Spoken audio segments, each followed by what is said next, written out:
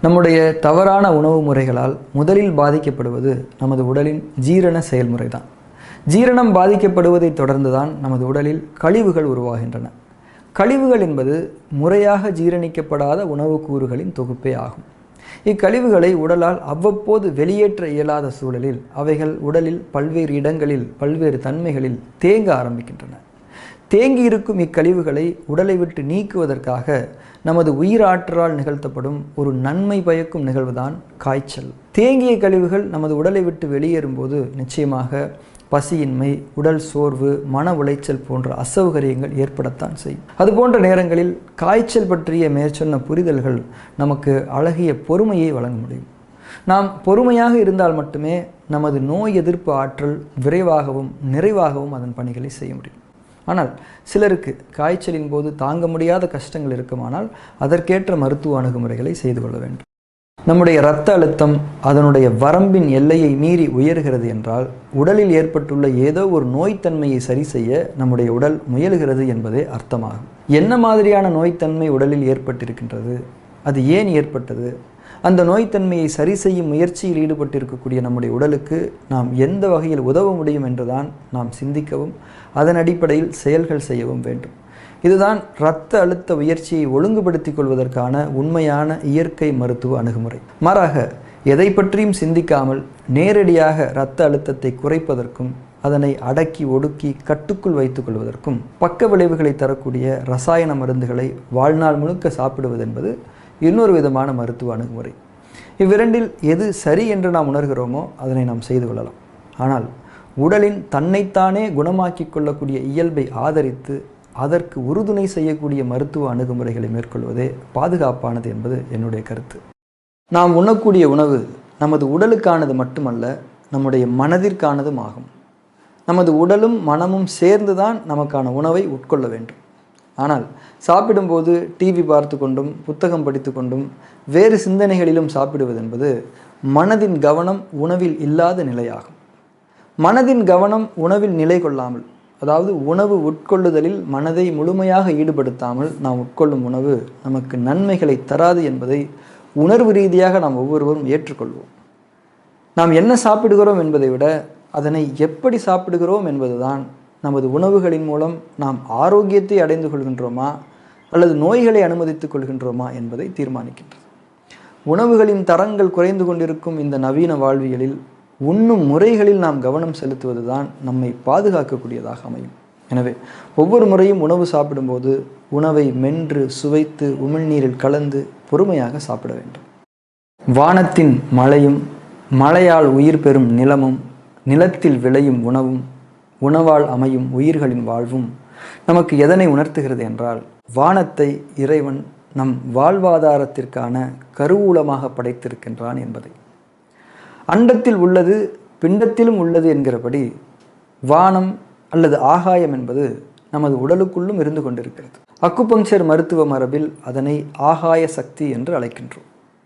அந்த ஆகாய சக்தி நமது உடலுக்குள் தங்கு தடையின்றி பரவும் போதுதான் நமது அனைத்து உறுப்புகளும் உயிரோட்டம் பெறுகின்றன. நாம் ஒவ்வொரு முறை உணர்ச்சி வசப்பட்டு கோபப்படும் போதும் நமது உடலுக்குள் ஆகாய சக்தியினுடைய அந்த பரவல் தடைப்பட்டு ஆகாய சக்தியால் பயன்பெறும் மற்ற உறுப்புகளுக்கான உயிரோட்டமும் குன்றி அவைகள் நோய் வசப்படுகின்றன. கோபம் நோய்களுக்கான ஒரு முக்கியமான அடிப்படை என்ற மருத்துவ ஞானத்தை உணர்ந்து கொண்டு எப்போதும் நிதானத்தை கடைபிடிப்போம்.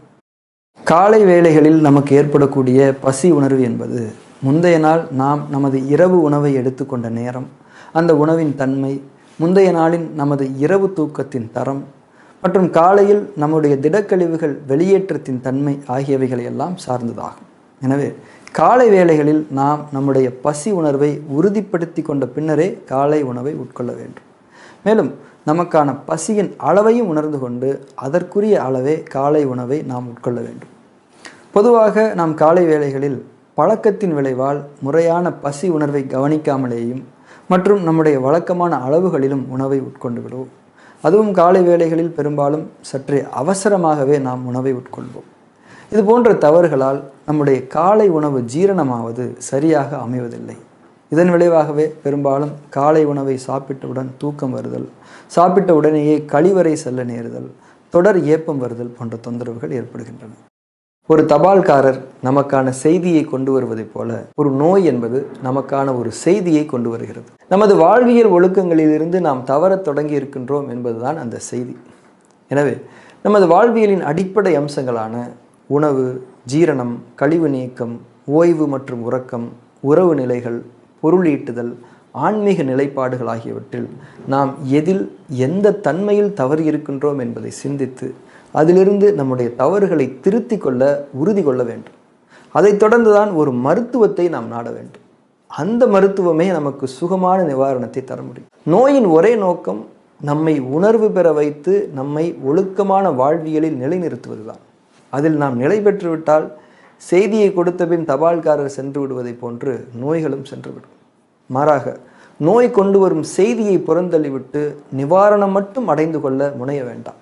ஏனெனில் செய்தி மீண்டும் பலமாக வரலாம்.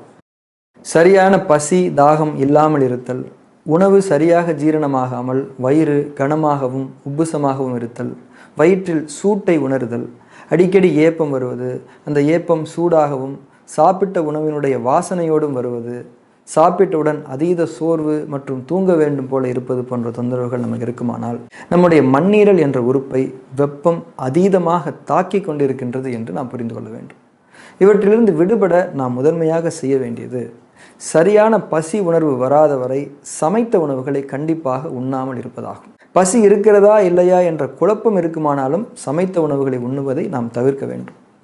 ஆனால் நல்ல இனிப்பு சுவை நிறைந்திருக்கும் பழங்களை அப்போது நாம் சாப்பிடலாம், தண்ணீர் அருந்தலாம். முறையான பசி உணர்வை தெளிவாக நாம் உணராத வரை சமைத்த உணவு என்பது கூடவே கூடாது. இந்த ஒன்றை கடைபிடித்து வந்தாலே மண்ணீரலின் அந்த நோய்த்தன்மை குறைந்து நம்முடைய தொந்தரவுகளிலிருந்து நாம் நிவாரணத்தை பெற முடியும். நமது உடலின் நீர் சக்தி நிறைவாக இருந்தாலே நம்முடைய ஆரோக்கியமும், ஏதேனும் இயற்கை மருத்துவ சிகிச்சைகள் எடுத்துக்கொண்டிருக்கும் பட்சத்தில் நம்முடைய நோய் நிவாரணத்தின் வேகமும் நல்ல முறையில் இருக்கும். போதுமான அளவு தண்ணீர் அருந்துவதென்பது நமது உடலின் நீர் சக்தியை பேணுவதில் உள்ள மிக அடிப்படையான செயல்முறையாகும். தண்ணீர் குவளையானது எப்போதும் நம்முடைய அருகிலேயே இருப்பதை விழிப்புணர்வோடு கடைபிடித்து வாருங்கள். தண்ணீரை போய் எடுத்து குடிக்க சோம்பல் பட்டு கொண்டே பலர் போதுமான நீர் அருந்துவதில்லை. சிறிதளவு தாகத்தை உணர்ந்தாலும் எந்த வேலையாக இருந்தாலும் விட்டுவிட்டு உடனே தேவையான அளவுக்கு தண்ணீரை பருகுங்கள். அமர்ந்த நிலையில் வாய் வைத்து பொறுமையாக தண்ணீரை குடித்து தொண்டையில் அந்த நீரை நிறுத்தி பின் மெதுவாக விழுங்குங்கள். இதுதான் சரியான நீர் அருந்தும் முறை. மேலும் தண்ணீர் அல்லாத மற்ற திரவ ஆகாரங்களான மோர், இளநீர், கரும்புச்சாறு, சூப், பழரசங்கள் போன்றவற்றை கணிசமான அளவு அவ்வப்போது எடுத்துக்கொள்வதும் நம்முடைய உடலின் நீர் சக்தியை வளமாக வைத்திருக்க உதவும். நீங்கள் ஒருவருக்கு ஒரு முக்கியமான உதவி செய்கின்றீர்கள். உங்களின் அந்த உதவி இல்லாமல் அவரால் அந்த செயலை நிறைவேற்றி இருக்க முடியாது. ஆனால் அவரோ அந்த செயலை செய்து முடித்த பிறகு உங்களை பற்றி மறந்துவிட்டார்.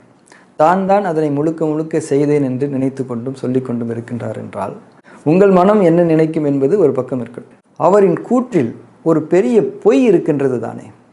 அதே போலத்தான் நமக்காக இந்த உலகத்தை படைத்து பின் நம்மை படைத்து நமக்கு திறமைகள் மற்றும் வாய்ப்புகளை தந்து நம்மை வாழ்வித்து கொண்டிருக்கும் நம் இறைவனை நாம் நன்மைகளை அடைந்திருக்கும் போது மறந்துவிட்டு நான் தான் அனைத்திற்கும் காரணம் என்று நம்மீது பெருமைப்பட்டு கொள்வதிலும் ஒரு பெரிய பொய் இருக்கின்றது தானே.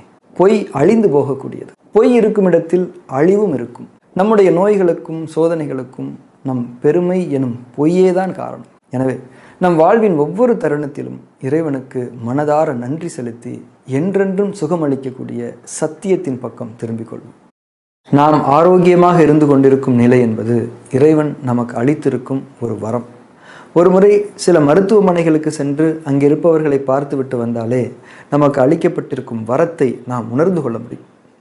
ஒரு நோய் வந்த பிறகு அதற்கான பல்வேறு மருத்துவ வழிமுறைகளை கடைபிடிப்பதை காட்டிலும் ஆரோக்கியமாக இருக்கும்போதே உணவு, ஓய்வு, உறக்கம் மற்றும் இதர வாழ்வியல் தன்மைகளில் ஒழுங்குகளை பேணிக்கொண்டு ஆரோக்கியத்தில் உறுதியாக நிலைத்திருப்பது என்பது எளிதானது. ஆரோக்கியத்தின் அருமையை உணராமல் அந்த ஆரோக்கியத்தை கொண்டே வாழ்வியல் தவறுகளில் நாம் ஈடுபடுகின்றோம். இது நிச்சயமாக இறைவன் நம்மீது அதிருப்தி கொள்ளும் ஒரு செயலாகும். எதுவென்றாலும் வந்தபின் பார்த்து கொள்ளலாம் என்ற மனநிலை பெரும் நோய்த்தன்மைகளை நமக்குள் அனுமதித்து விடக்கூடியதாகும். பார்த்து கொள்ளவே முடியாத சூழ்நிலைகள் வரும் என்பதையும் அஞ்சிக் கொள்வோம். இந்த அச்சமூட்டி எச்சரித்தலின் நோக்கம் இறைவன் சாட்சியாக நன்மைக்காக மட்டுமே.